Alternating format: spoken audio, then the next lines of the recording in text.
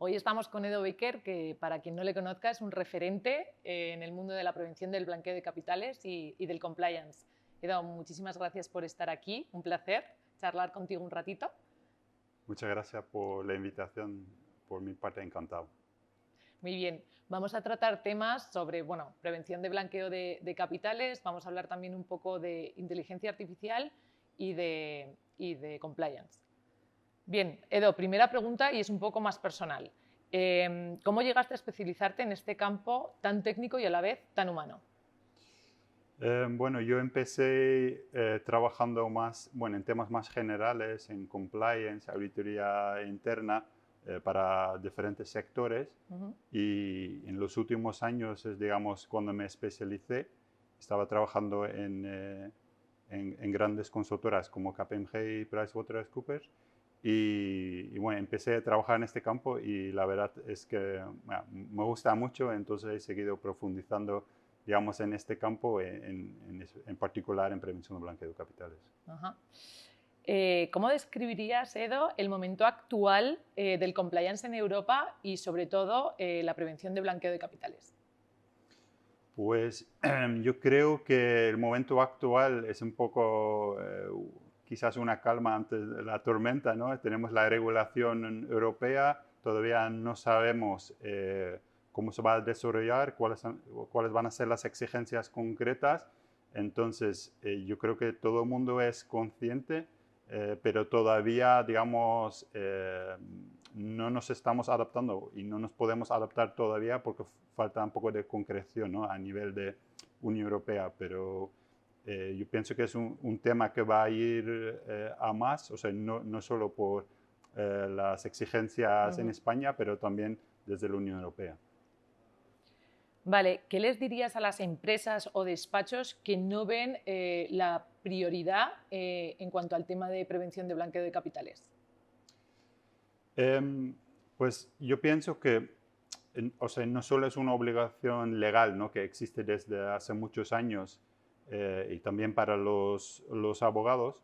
Es cierto que hace 10, 15 años no estaba tan claro o por temas de secreto profesional, ¿no? Cómo aplicaría a los abogados, pero bueno, como hay jurisprudencia, hay desarrollo normativo. También creo que los colegios de abogados han hecho un trabajo en ese sentido. Yo creo que queda claro que los abogados, digamos, deben cumplir con la ley, pero aparte de ser una obligación legal, creo que es importante también más para un tema de, reputacional y que también de hacer las cosas bien, ¿no? Que al final es, digamos, el trabajo de un abogado es muy importante la parte técnica y la parte de reputación. Y creo que si tú quieres estar a un buen nivel, ¿no? En todos los sentidos, pues también deberías cumplir con la ley de prevención de blanqueo de capitales. Totalmente de acuerdo. ¿Qué herramientas o enfoques tecnológicos te parecen más eficaces para detectar riesgos reales? Bueno, yo creo que al final está claro que ya no podemos hacer las cosas, ¿no? En papel o en una hoja de Excel. Ujú. Entonces, las herramientas, yo creo que tanto, digamos, herramientas para, digamos, introducir toda la información que tengamos de los clientes o que el mismo cliente, ¿no? Incluya esa información en nuestro sistema y luego también conectar esa información, digamos, que hemos recabado internamente con fuentes externas, ¿no? Como puede ser registro mercantil, noticias negativas, etcétera, digamos, para que sea, digamos, una combinación, ¿no? de información interna y externa y en base a eso definir, ¿no? el riesgo del cliente. Vale. ¿Qué opinas del regulador, del SEPLAC, y qué podemos esperar de él en los próximos años? Bueno, yo creo que a ver, el SEBLAC al final tiene que supervisar, digamos, muchos sectores, muchas empresas, ¿no? Ujú. No siempre los despachos de abogados han estado, digamos, en el foco del SEBLAC, pero en los últimos años hemos visto, pues, tanto inspecciones como también requerimientos de información y cada vez son más comunes que SEBLAC, digamos, realiza a los despachos de abogados. Entonces también creo que es un punto de partida para el SEBLAC para retomar el contacto con el sector y en función también de los requerimientos quizás decidir, ¿no?, a qué empresas inspeccionar o cuáles, en base a las respuestas que las empresas dan a sus requerimientos, el SEBLAC piensa, pues, considerando su cifra de negocio y las respuestas que me ha dado, pues estoy bastante cómodo, ¿no?, como SEBLAC, y las empresas, pues, que no aportan toda la información o que tienen riesgos, pues que ellos deberían mejorar, ¿no?, porque tiene más riesgo, digamos.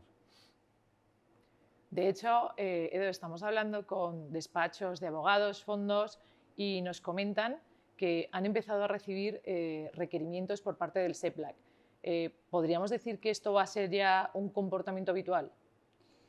Sí, yo entiendo que sí. Lo hemos visto en el sector financiero, lo hemos visto también en el mundo cripto, que una vez que SEBLAC empiece con estos requerimientos, ¿no?, de información, suele ser que en los siguientes años se repiten, ¿no?, estos requerimientos.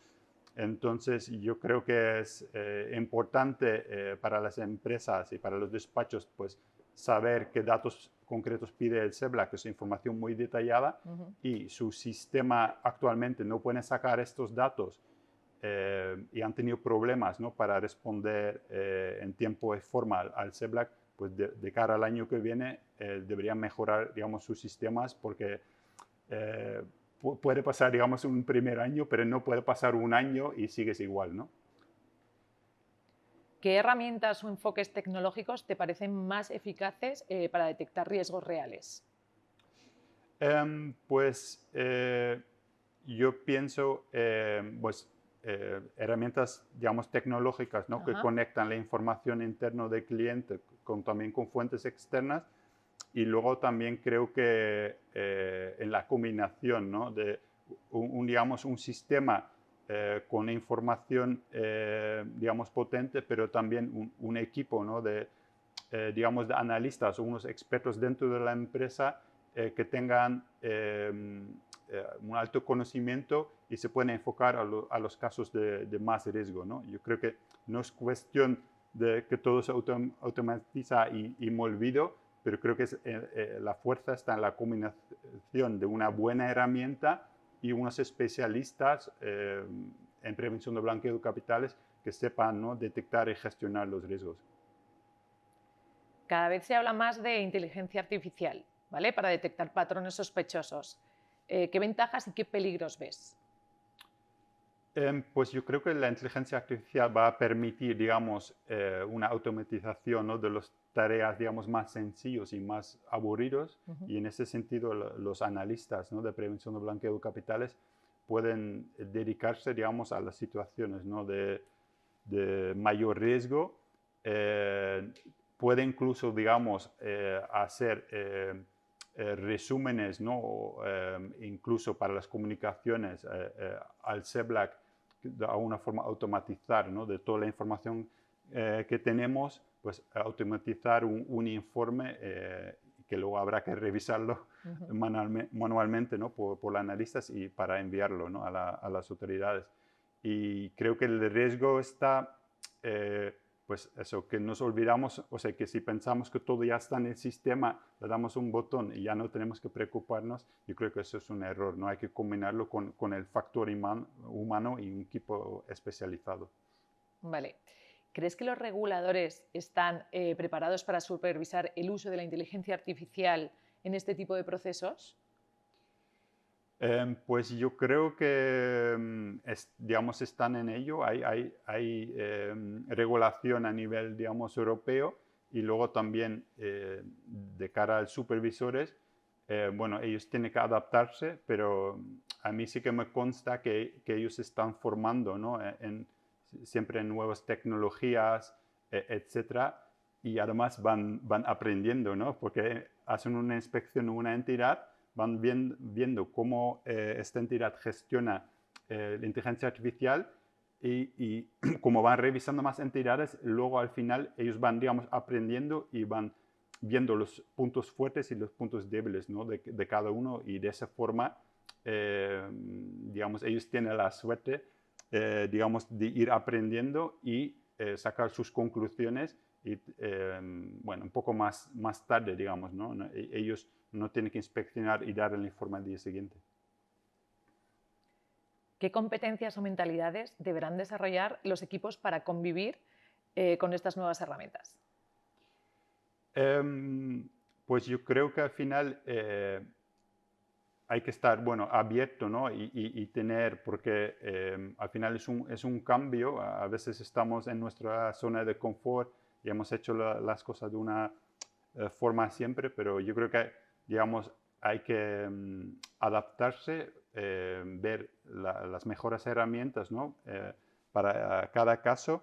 Y luego también es un tema que, y yo creo que sobre todo la gente joven lo está también exigiendo, e incluso ellos dicen, no, esto tenemos la herramienta, pero nos gustaría que también hiciera esto, tal. Entonces yo creo que esto es importante, ¿no? De que estar abierto, digamos, al cambio, y luego también siempre ver lo que hay en el mercado, ¿no? Porque va cambiando tan rápido la tecnología que aquí no basta, digamos, instalar un sistema y olvidarlo durante 5 años, ¿no? Es un tema, como la inteligencia artificial cambia cada día, pues hay que cambiar, ¿no? También la herramienta. Sí, estar en constante actualización. Mm. Vale, vamos con otra pregunta muy personal. ¿Qué es lo que más te motiva de trabajar en un punto donde se cruzan derecho, ética y tecnología? Bueno, yo creo que es una combinación, digamos, muy interesante, ¿no? Porque no solo es, digamos, pues cumplir, ¿no? Con una obligación legal, estar, digamos, al tanto de los cambios tecnológicos que pueden haber, ¿no? Por ejemplo, en tema de videoidentificación, el tema de inteligencia artificial, los temas de deepfake, etc. Y yo creo que al final es una pequeña también aportación, ¿no? a mejorar, ¿no? el mundo, ¿no? Porque no hay que olvidar que detrás del blanqueo de capitales pues, está el crimen organizado, tráfico de personas, tráfico de drogas, tráfico de armas. Entonces, si podemos gestionarlo y evitar el blanqueo de capitales, yo creo que además estamos contribuyendo, ¿no? a un mundo un poco mejor, ¿no? Totalmente. Pues nada, Edo, muchísimas gracias por dar una visión tan clara, por compartir tu experiencia y esperamos volver a tenerte pronto por aquí. Muchas gracias. Gracias.